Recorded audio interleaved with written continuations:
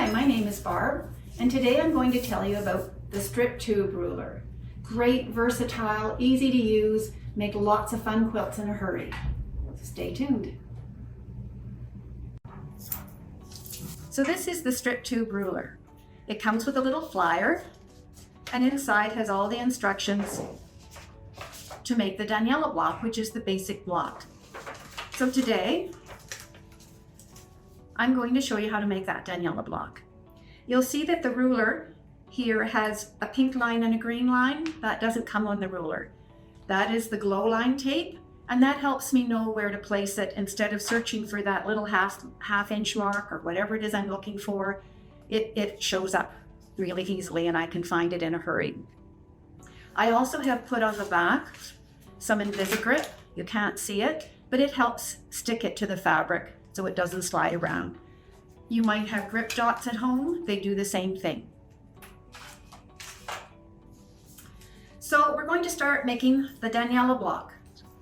The first thing you're going to do is take 4 strips, and I like to take contrasting colors. These are from a jelly roll I had, and so I took a dark and a light for this side and a dark and a light for this side.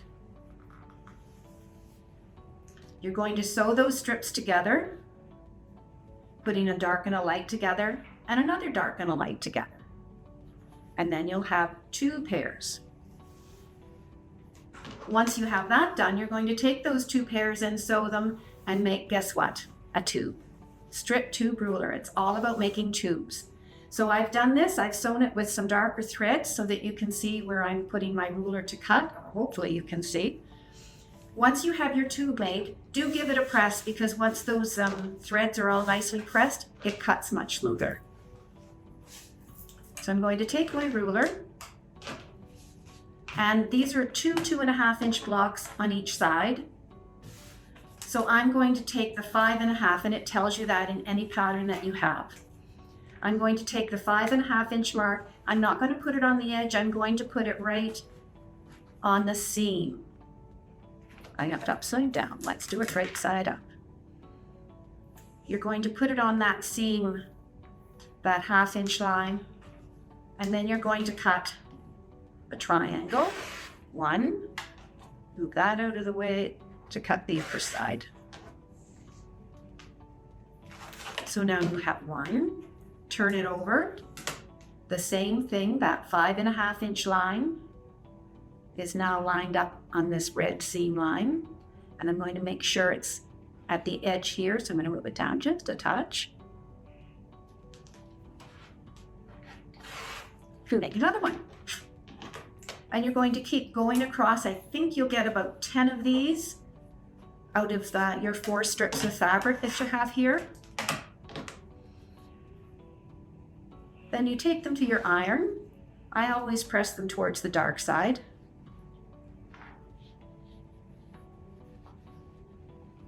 And there's your block. Wasn't that hard? Not in the least. So there's my darker one over here. And you'll see that these 2 blocks, you're going to have 5 blocks that look like that and 5 blocks that look like this. They have the exact same colors in them, but they're ordered differently because of the way we cut them.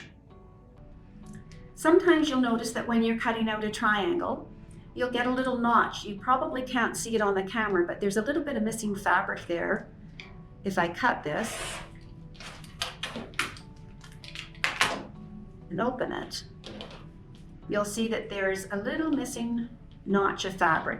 It's well within your 1/4 inch seam allowance, so I don't worry about it. If that bothers you and you want to avoid it, then when you're cutting it,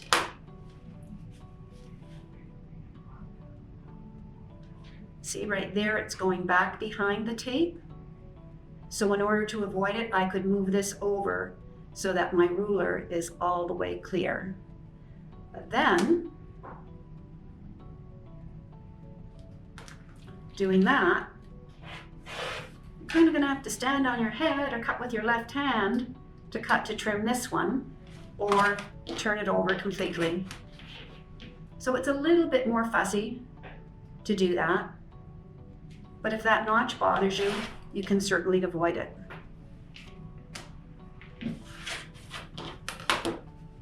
So then once we have all of these cut, we press them open.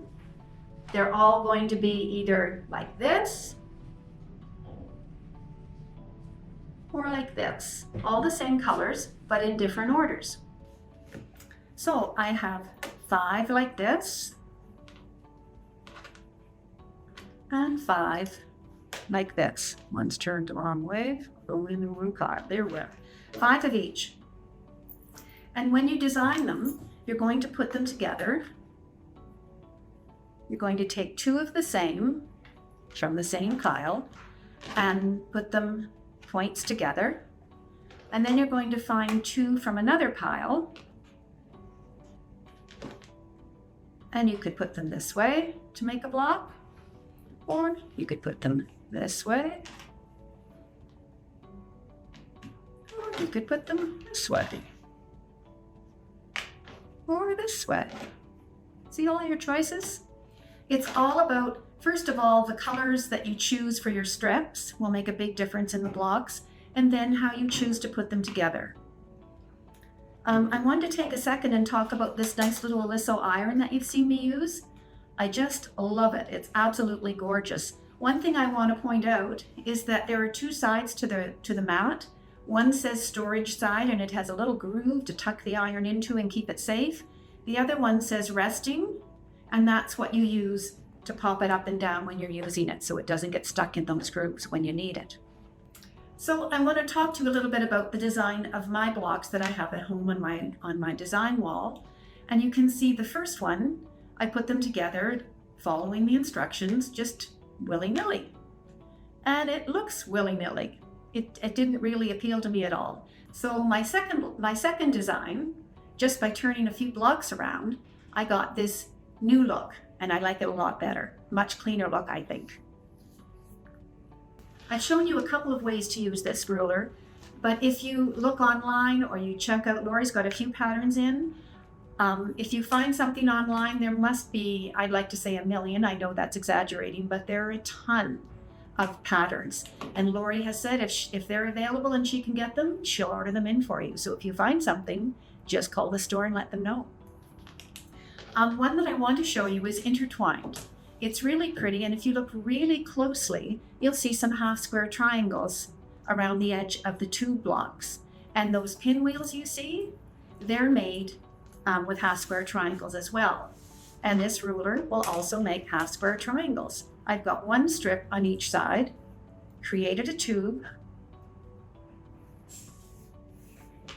and now I'm going to cut it just like the bigger ones, only this time I'm going to use this green line at the 3-inch mark.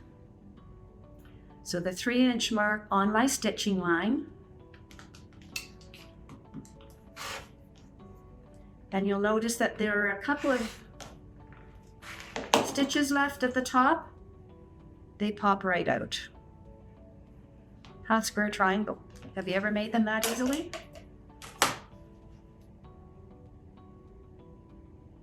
Oops. Good thing I have that tape.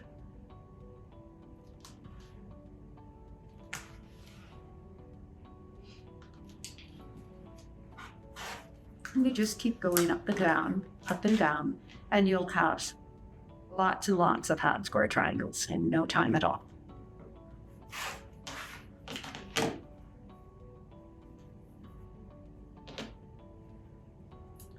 So don't let something like that keep you away from intertwine, because it's a beautiful pattern. Another beautiful pattern that I love is lattice. I'm even thinking of maybe one of these times with all the classes we teach here at Lori's, maybe offering that as a class. But I haven't put serious thought into it yet. I haven't made the samples, so we'll see. Stay tuned for that. So this book, Strip Tubing, is a great little book. It has 5 beautiful patterns in it. And I'm going to show you one of them. It's called Freestyle Roman. The neat thing about this pattern, it has 9 different layouts that you can choose from. Same block, exactly the same, 9 different variations. So that's really handy. I made one of these little strip tubes, like the Freestyle Roman. It has the 2.5 inch squares on one side of the tube, and then a 4.5 plain square on the other side of the tube. And when I cut that out, again at the 5.5 inch line, you can see my gray thread here is sitting right on that line. That's my Aurifil thread that I love. Little quick tip on that. Many people don't know. One time my bottom fell off and I thought, no, I broke my spool. And then I realized, no, I didn't break my spool. It goes right back on. And this time I can catch my thread in it so it doesn't peel back on me. So if you didn't know that, now you do. So I'm going to cut this. And I'm just going to cut one to show you that when I open this up, I have a different look. It's a half square triangle. Well, they're all half square triangles, but this one shows the triangle here and a stripe here. And so of course, when I cut it the other way, it'll be just the opposite. It'll have white in here and red out here. So these blocks are all made like this, just with a strip and 2.5 inch strips. So I hope I've inspired you to try out the strip tube ruler. Some of you may even have it because I did a class on it several years ago. We did tube top together. If you have it, dig it out. If you haven't got it, consider picking it up because there's so much you can do with it. They're quick, they're easy. The quilts come together in no time, and it's lots of fun.